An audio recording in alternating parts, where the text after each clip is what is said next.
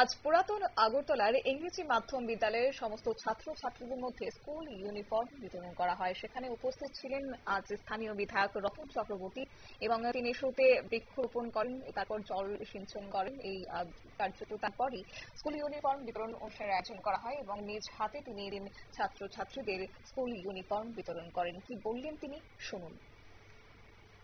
চালু থাকবে তারই অঙ্গ হিসাবে আমরা ব্লক প্রাঙ্গণে আজকে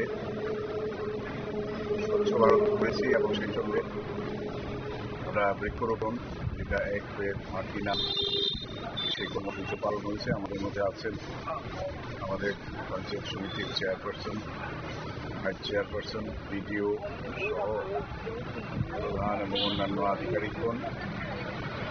সবাই মিলেই আমরা সারা দেশে সব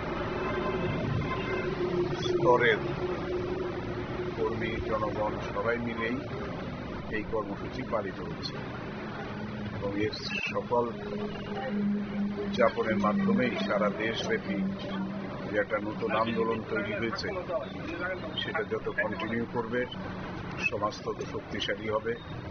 আমাদের প্রকৃতির উপর যে অত্যাচার হয়েছে সেটা থেকে আমরা যাতে মুক্তি পাই, সেই চেষ্টাই চলছে এবং সেটাই আগামী দিন সভ্যতাকে বাঁচিয়ে রাখবে।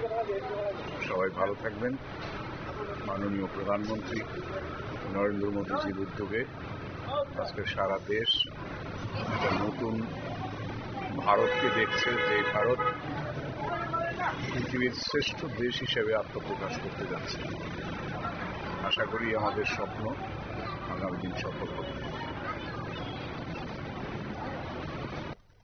বিধায়কের বক্তব্য আপনারা শুনলেন এবং একই সঙ্গে তিনি এদিন এই ইংরেজি মাধ্যম বিদ্যালয়টির পরিকাঠামো, পাশাপাশি শিক্ষকদের পরিকাঠামোগতভাবে শিক্ষার্থীদের উন্নতর শিক্ষা প্রদান করার জন্য তিনি এদিন সকলকে ধন্যবাদ জানান। ছোট্ট একটি বিজ্ঞাপন বিরতি, সঙ্গে থাকুন।